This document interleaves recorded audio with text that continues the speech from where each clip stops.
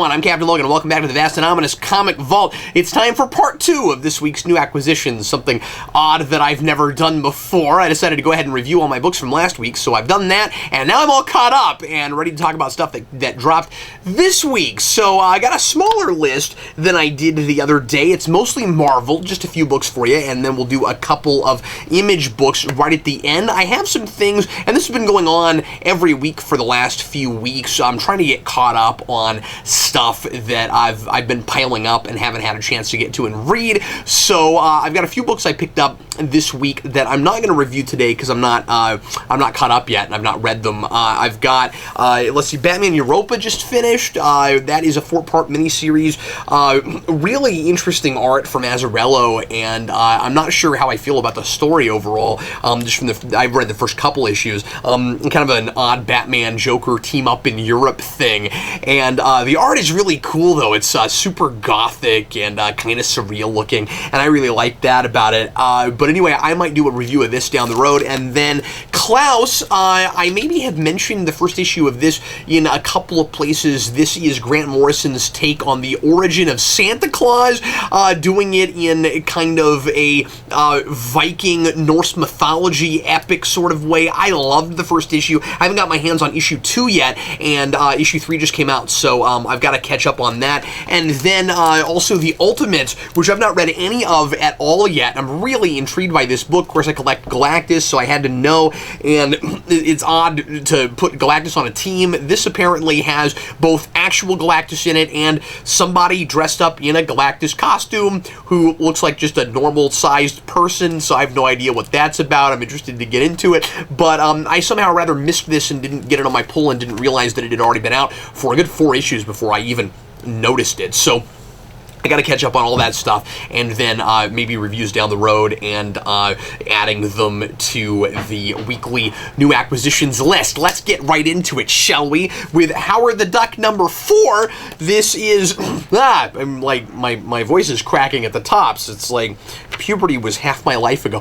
Howard the Duck number 4, written by Chip Zdarsky with art by Joe Quinones. I've not read any of this book before, but again, Galactus is there, and so I decided to give it a go, and was really surprised by how much stuff I've read informed this, and how many references to things that have involved Galactus and Silver Surfer over the last couple of years are here, and this is a thing that felt almost like it was written directly for me. This has a reference to the Squirrel Girl comic, I want to say from last year. I think it might have also been number 4, but the Squirrel Girl comic that, yeah, it was number 4. I wonder if that was on purpose or not.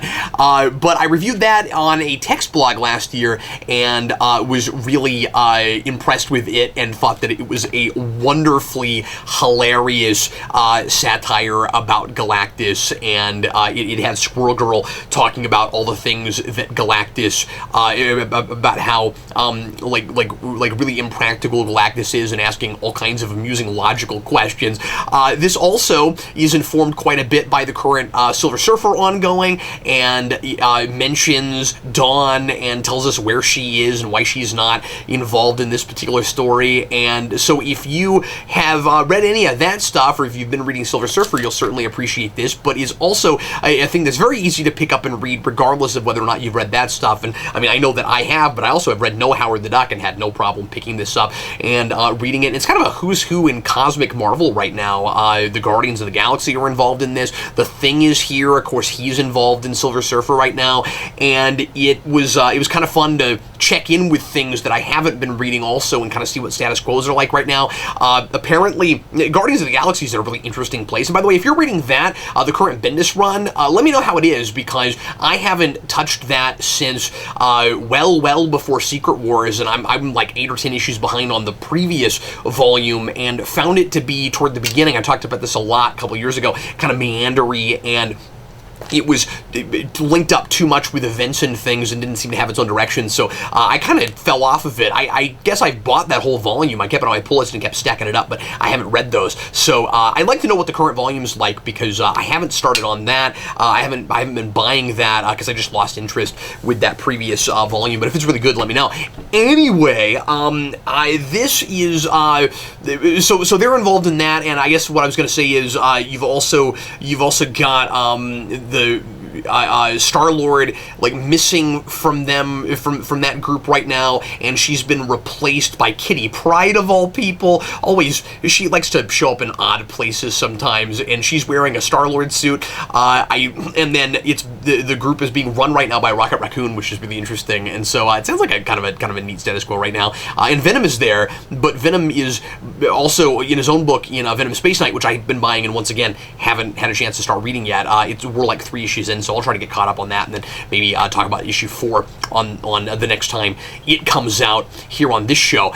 But anyway, so it's amusing when Howard the Duck is dealing with them and is wondering what happened with Star-Lord, and he's real sensitive about it, and he's like nothing against gender changes and stuff, and she's like, no, I'm not Star-Lord, I'm Kitty Pryde. And he's like, oh, okay. So that was really funny. This is quirky cosmic sci-fi, just like that issue of Squirrel Girl was. Of course, Squirrel Girl is not always cosmic. This is kind of the space version of that in a lot of ways, I think, and it is again, it's satirical and it's silly and it's mostly about the comedy, but there's also a real story being told here, which I really appreciated, and Howard the Duck goes through a character arc. The premise here is Galactus shows up, and there's this girl who's trying to be his herald, and that's why he arrives. He's like, who are you? You're not my herald. Stop going around telling people that you are. And she has figured out, she's come up with a scheme of taking Howard the Duck, who is like this cosmic conduit, this interdimensional conduit, and thinks that she can use him to open up gateways to other dimensions so that Galactus can go to lots of different universes and eat planets that don't have any people on them, and then she would be the ultimate Galactus Herald, because she'd be saving all these lives and still finding places for Galactus to go and eat. And he actually thinks that's a really good idea, but is not in any way interested in her being his herald beyond this. And not to give too much away, but during all of this, Howard the Duck ends up getting the power cosmic and becomes a duck surfer, and he's got his own surfboard, and it's absolutely hysterical. But I like all the stuff in this about responsibility and Howard trying to just get everybody to leave him alone and have as much of a normal life as he possibly can in the world he never made, although now it's the world he's grown accustomed to, which cracks me up.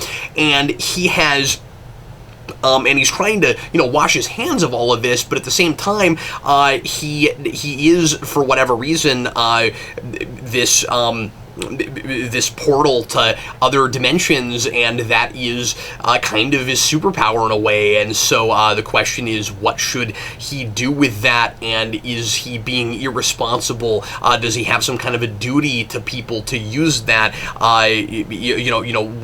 Would he feel bad would it be on him if bad things happen to people because he ignored everything and didn't use that, or didn't let other people use that? But he's tired of being used by people, and he feels kind of objectified, and all that's really interesting. But like I said, there's a real character arc for him in this. This is kind of a standalone thing. Like I said, it's really easy to jump into and read regardless of what you've ever read before, but it's setting up there's a cliffhanger at the end. It's setting up more stories, so I don't know how much longer, how many more issues Galactus and Silver Surfer will be involved in this. I would imagine it's probably a 2-part thing, but I also don't know how much setup there was for this before this either. So anyway, this particular issue, really easy to just pick up and read, but as I said, if you enjoyed it as much as I did, you'll probably want to pick up the next issue. Let's go ahead and move on, shall we, to Star Wars Obi-Wan and Anakin #2. This is written by Charles Soule, and we just tackled his Daredevil from last week with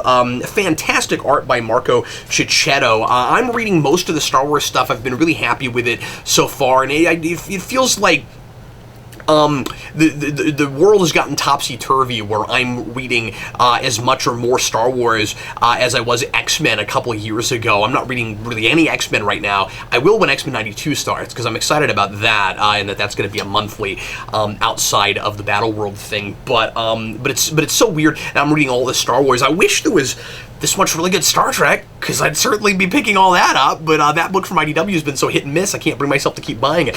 Anyway, so first of all, let's start with the art in this. It is just gorgeous. I don't think I've had a chance to talk about this book yet. We're 2 issues in. I really like the stylized direction that Shishido's taking with this. I like his art in general anyway, but this has a look and a style all its own. It's I don't want to talk too much about the medium that art is using, because I'm not an artist, I'm not an art guy, so I don't know if I'm looking at paint or pastels or colored pencils. It has sort of a pastel-y look to me, but I just know I'm probably wrong about that. If anybody can just taking a look at the pictures here can tell me what kind of media is used, I'd love to know. But it creates this really unique kind of vibe, and it makes this book really moody, and it kind of ups the stakes and makes this planet that Obi-Wan and Anakin are stranded on feel really dangerous and large and scary, and I'm really enjoying that about it. This book is all about once again, responsibility, the kind of the rules of the Jedi, and their attempting to use their power for good and not abuse it, and where to draw the line between helping people and kind of ruling them and making decisions for them. And they sort of have like a version of the Prime Directive from Star Trek. You've got Obi-Wan and Anakin on this planet, and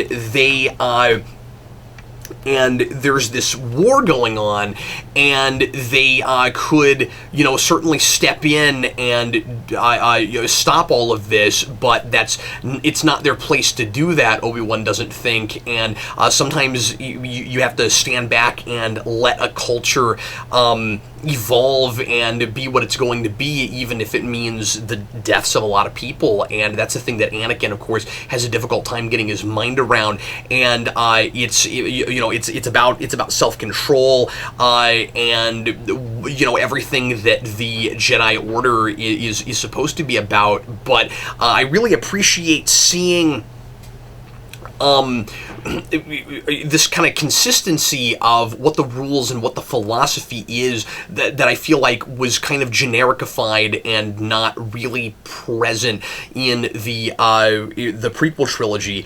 And Anakin and Obi-Wan both are really coming alive here, and I find myself liking both of them, appreciating both of them, and finding them both really sympathetic. I think it's interesting that that these two factions that they run into on this planet, one is called the Open and one is called the Closed, and thinking about that terminology and then applying it to the Jedi and the Sith is really interesting. Is any one of them more open or closed than the other one, closed-minded than the other one? And you can see kind of it's supposed to be one side is good and one side is evil, but you've got this this kind of gray area between them where sometimes you can kind of see where certain members of the dark side are coming from, even though it's hard to disagree with the Jedi side of have self-control and don't let your emotions completely rule you, and yet sometimes that ends up being an excuse for being totally cold and completely emotionless and not and not helping people when you probably ought to. And there's arguably the prequel trilogy tries to be sort of about that, but it's always vague and confusing. And here I think that we might actually be tackling those things a little bit. We're seeing the just as gap filling stuff, and looking at what this is doing with the history of these characters. It's really interesting to see Anakin dealing with Emperor, or not Emperor yet, of course, Chancellor Palpatine, and seeing the beginnings of that relationship. The writing here is really smart, and it's and I think it's fleshing out a lot of that stuff in such a way where, dare I say, it almost makes those movies a little bit easier to swallow. Although, as there always has been with the current Star Wars books, there's a lot of trying to make things make more sense than they do within the context of themselves. But this is kind of more of an isolated story so far, dealing with Obi-Wan trying to train Anakin and get him out of his, emotionally driven state. Anyway, 2 issues in, a lot of the fun for this for me is the atmosphere of it. There's some really cool stuff done with sky ships. They look like kind of like the blimps in Batman. That's kind of neat. And the philosophy between these two guys and fleshing out what Obi-Wan was teaching Anakin exactly and what he turned away from. I'm really kind of glad we're getting this. The bittersweet thing for me is just reading stuff with these characters that makes me understand them, and then watching the prequels and going, oh, they're not really these people at all. And I don't mean to just use this to prequel bash, but I'm just being honest. That's the tough thing for me reading stuff like this. Now we'll go on to Spider-Man #1. This is written, of course, by Brian Michael Bendis with art by Sari Pichelli. So we've got our Ultimate Spider-Man team back on this, and it is that book still, but with Miles Morales in 616, and he's continuing his very classic Peter Parker struggle, trying to balance being a high school kid and being Spider-Man. And it's very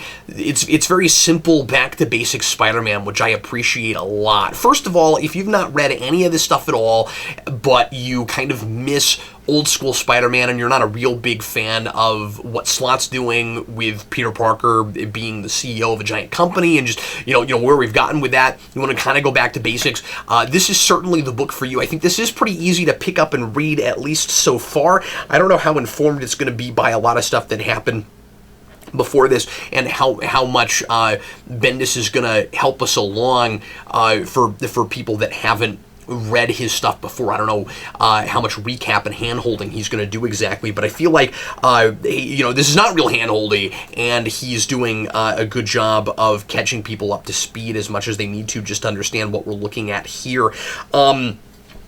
The big bad guy that we're dealing with here is Blackheart, believe it or not, and there's talk at the beginning of this. It does that standard, let's start at the end of the comic and then fill in the gaps after that, which I always dislike, but whatever. And Blackheart is talking about like his Spider-Man's dimension, Miles Morales, his dimension being lost to him, and Blackheart having taken it. I have no idea what he's talking about.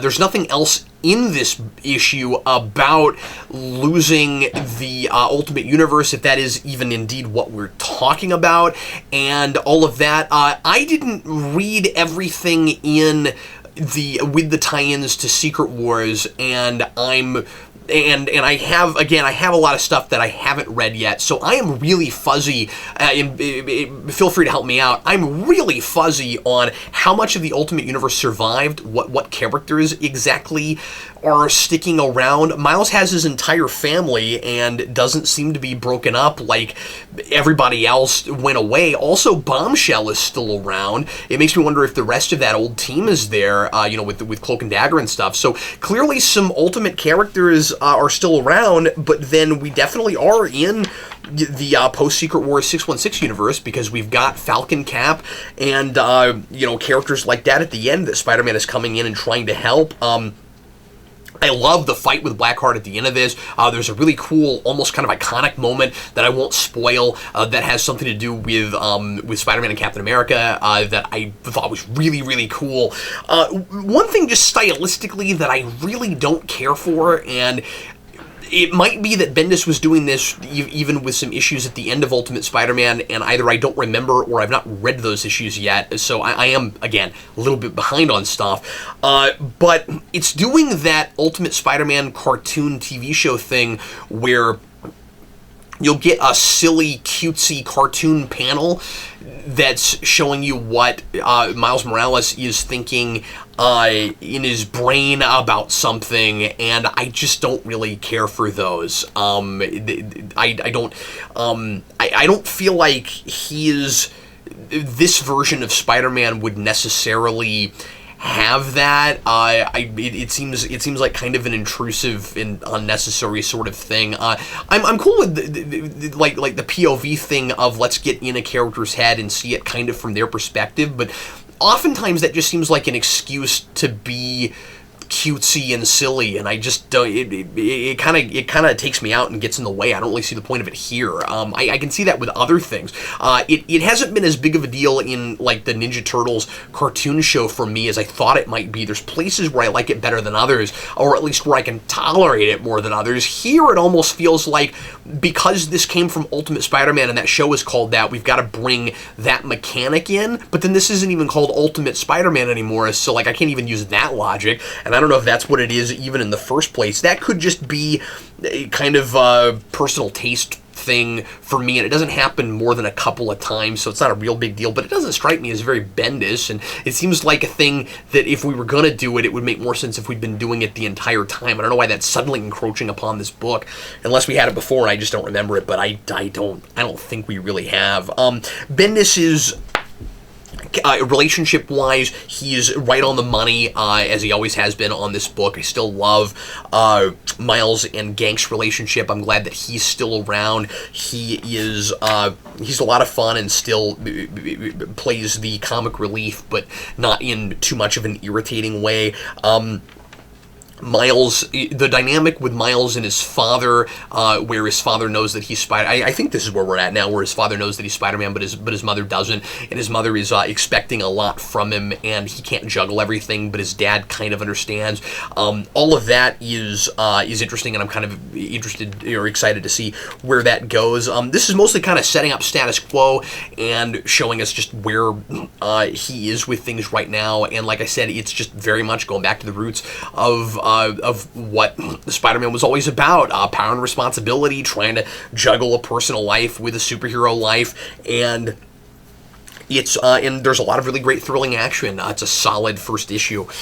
Next up, let's talk a little bit about the new Cullen Bunn Deadpool book. This is Deadpool and the Mercs, for Money #1. This is a Deadpool team book with, like I said, writing by Cullen Bunn with art by Salva Espin. Right away, we've got some of that fun, amusing, fourth wall breaking editorial stuff with Deadpool, where the first page says Deadpool, the world's greatest mercenary, and then it's got an asterisk, and at the bottom it says citation needed. I love that. That's hilarious.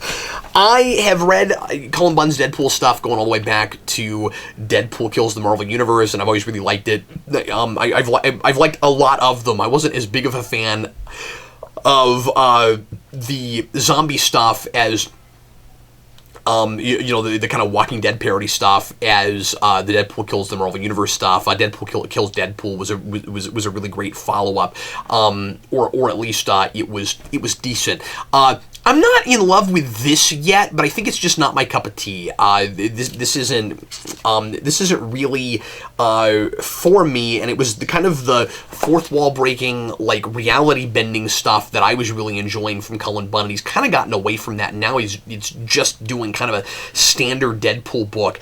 This is an anti-hero book. It's a bunch of mercenaries all on a team together, ready to turn on each other at a moment's notice, but they're all working together right now because whatever they want is all lining up, at least in the moment. It's a bunch of characters that I'm not familiar with. There is this one guy who's a living cartoon, which is certainly appropriate for this book because it's very much what this book is, and he has like these kind of cartoon powers, and I guess he's physically a cartoon character, and I guess that's kind of fun. But I don't know, I don't really have a great deal to say about this yet. If you're really into Deadpool, it's a Deadpool book. It's kind of a standard Deadpool book, but it's a team thing. I am interested in it by the end more than I thought I would, because it starts to look like maybe it's going to become more Cullen Bunn reality-bending stuff. Without giving too much away, right at the end of this, there's this robot that seems to know stuff about the previous Marvel Universe before it was rebooted, and so that intrigues me, and this might get really, really interesting here in a minute. So I was not in love with this issue, but then I got to the end and I was quite intrigued. It's silly dark comedy. It's kind of brutality for the sake of brutality, with a whole lot of one-liners and banter. I guess part of my deal is it's really, really dialogue heavy, and a lot of dialogue that isn't moving story along so much as just making a lot of jokes, because it's a whole lot of people that are kind of like Deadpool. They just don't ever shut up, and then they'll go up against a team. Like, there's this whole weird team of people that are based on Lewis Carroll characters, and they never shut up either, and so it's just a whole lot of dialogue. But then that was true going all the way back to Joe Kelly with Deadpool. It's just that less of it is Deadpool talking, and more of it is just a whole bunch of other characters that kind of also talk like him. I don't think there's a lot of distinctive voices in this. Like I'm not saying everybody talks exactly like Deadpool, but it's all certainly, the same kind of comedy, which, yes, it's consistent. It's just, it's like now I have even more of this kind of dialogue to read. But anyway, so somewhat of a lukewarm recommendation for me, but I think this could get really, really cool and really interesting. And like I said, I think if you are a big Deadpool person, this and you like the way Deadpool's been written lately, this is a thing that you'll certainly really appreciate. Oh, I also have to mention that nearly every Marvel book I read this week had exactly this phrase in it, Inhumans or mutants. Like, somebody would think that somebody would see that somebody had powers or something. It wasn't always in the same context, and they would speculate that they were dealing with an Inhuman or a mutant, and always Inhuman first, or that they were dealing with a situation that was involved somehow with Inhumans or mutants. And it's like, not only do we have to keep putting those together every time, but it's always Inhuman first. It's like we're just constantly throwing that in readers' faces, like Inhumans are so important now. Everything's about the Inhumans, and you could make the argument that in Marvel status quo right now, that's what we've decided to do. So it makes sense that characters in these are thinking more about humans in Inhumans than they are mutants, and that mutants have been have been downgraded, and there are fewer of them now and stuff. But all of that is pretty obviously, to me, agenda-driven to put Inhumans in the spotlight, because that's what we're trying to do in the movies, and we want to make them important. But even if it makes sense in the world we have right now, it's like every book. It's like, even when you're dealing with something that has nothing to do with Inhumans and mutants, if mutants come up, Inhumans have to too. Or if Inhumans come up, mutants have to. It's like we're trying to put it anyway. I don't know. It's an irritating pet peeve of mine right now, and I just noticed that it was in 3 books that I read this week, and that feels nearly orchestrated. I don't know. Anyway, next up, these last 2 I'll just talk about very briefly. Papergirls number 5. This is, of course, by Brian K. Vaughan, with art by Cliff Chang, and I almost don't want to say anything about this, or very much about this, until I have all of it together. I reviewed the first issue and talked about how much I really liked it, and how sucked in I was, and how impressed I was that Vaughn just absolutely nails the feel of the late 80s and what it felt like to be a kid in that period. And he really transported me back in time. And interesting that I didn't realize while I was reading the first issue until I got to the end that I was dealing with a time travel thing. And so it's interesting that I'm saying that, because this is all about time and culture evolving and crazy ideas about what time travel, might actually be like. He is so thoughtful about that, by the way. I mean, so much time travel stuff that I keep finding myself having to deal with, and more and more my head just feels like it's going to explode when I deal with time travel things. I'm getting to a point where more and more I don't like time travel. I don't want to deal with it. I've always said that time travel can be like a really easy crutch where we're not really actually telling any story, because it's so easy to get to the end of a time travel thing and just start everything over where it's almost like it didn't even happen, even if people remember things. I think that you can tell really good character-driven fiction with time travel. I think that the stakes can be there, and it's like anything, and you can develop characters and stuff. It's like anything else where you just have a conceit to get a ball rolling, and as long as you're consistent with your rules and we understand how it's supposed to work with that universe, we can suspend our disbelief and start from a conceit and say, we don't know how it happens in the first place and exactly how it works, but here are these consistent rules so that we don't have narrative cheats. And he does a great job of that in this. Vaughn, in this particular issue, introduces an idea that I've never thought of before, and then felt like an idiot that I'd never thought of this before. That if you were to time travel, you'd have to think about location and about placement more than we do in most time travel things. We have people from the future that have a spaceship in this, and there is one of the girls questions that, why do you need a ship? And by the way, it's kind of fun. They're just scavengers, and they actually basically dumpster dove a spaceship, which I thought was really funny. And basically, the idea is if you were to travel back in time and you just stayed right where you were, you would just potentially wind up in the middle of space, depending on how far back or how far forward you went, because the Earth moves. Oh yes, of course. Nobody ever considers that, and so yes, nobody knows how time travel would actually work if such a thing were possible.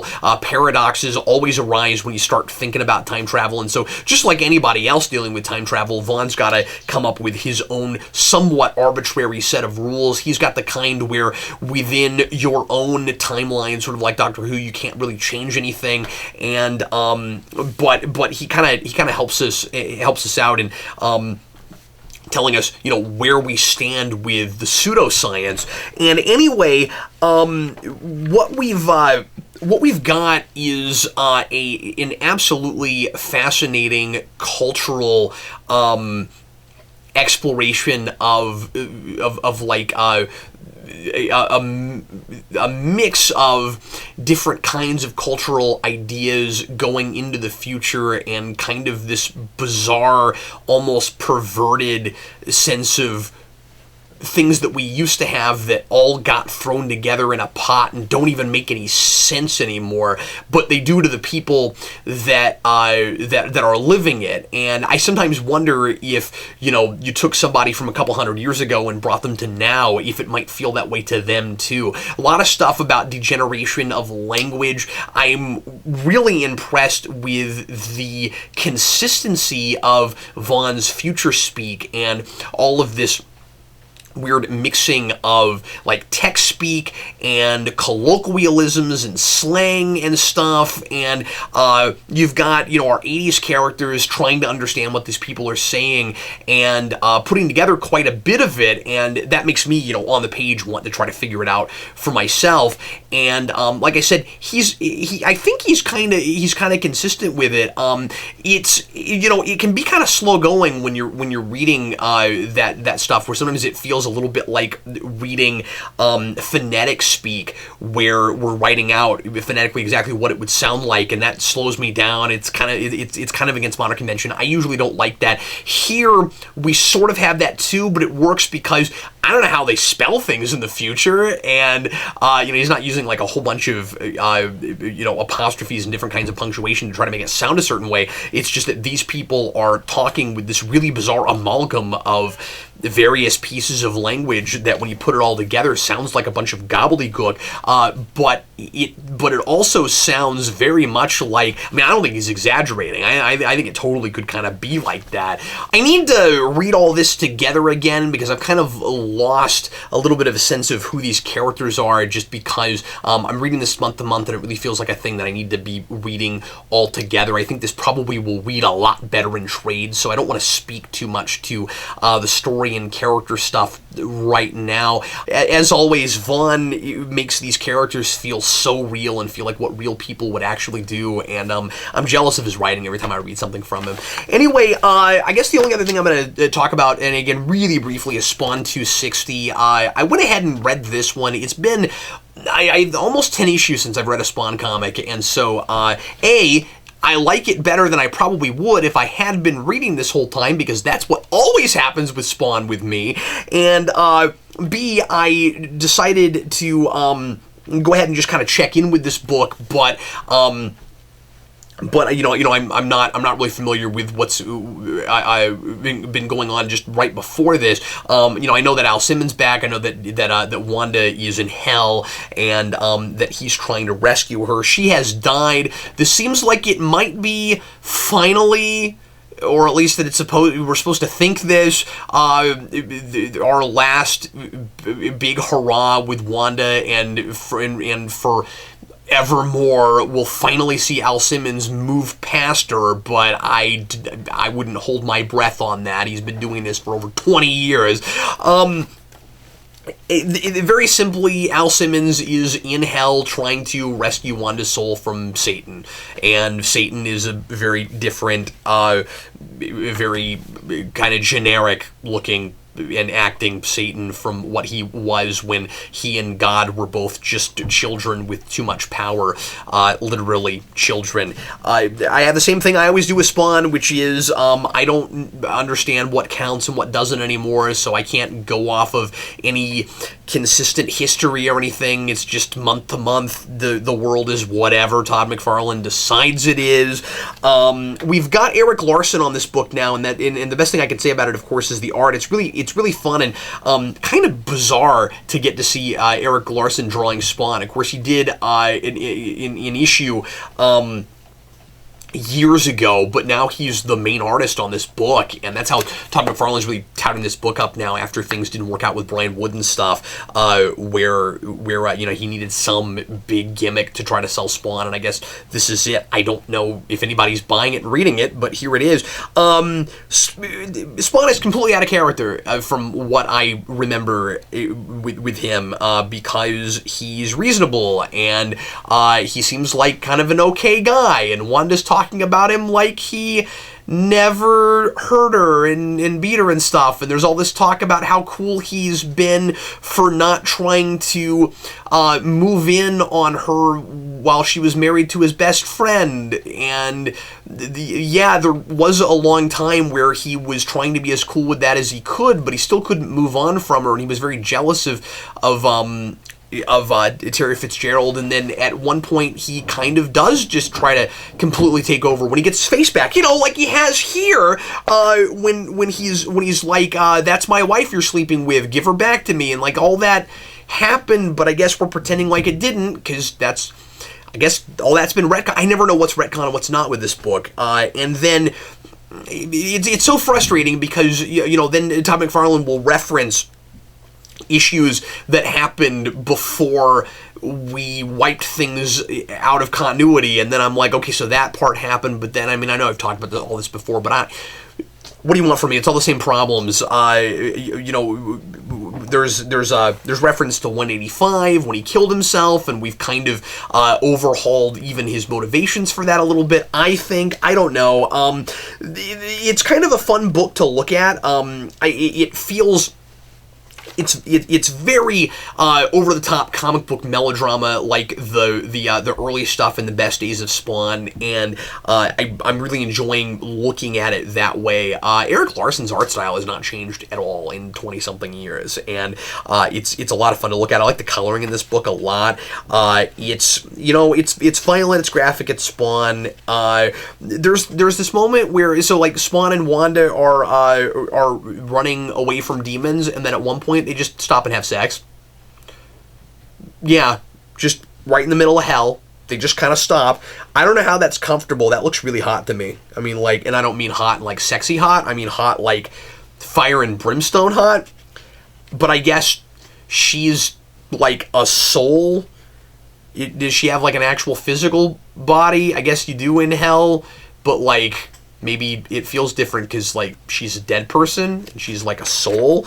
Anyway, that's all I have to say about that. I will catch up, and then I'll be more coherent talking about the next issue, hopefully. Although reading more of it might not help me be more coherent. You know what? I take that back. I read a couple issues ago where it was just Spawn running through hell fighting things and no words on the page whatsoever. And sometimes wordless comics can be really interesting, but there wasn't any story told. It was just fighting stuff. It took me a minute and a half, and that was because I was slowing down while I was looking at it, because I felt weird about spending $3 on a comic book that took me like 40 seconds to read. Anyway, thanks as always for watching, and feel free to leave comments about any of these things that you might have read and know more about than me. I feel like I'm reading stuff where I'm not really informed enough even to talk about them right now, but I'm hoping that, just getting back into the swing of things, I can, kind of get caught back up, and then maybe I'll be a little bit more coherent and interesting. As always, thanks to Elite Comics in Overland Park, Kansas for helping me out with the show. If you're ever in the Kansas City area, check them out. They are absolutely fantastic, and we sure appreciate everything they do for us, and I will see you again next week for more new acquisitions. I'm Captain Logan, and happy reading.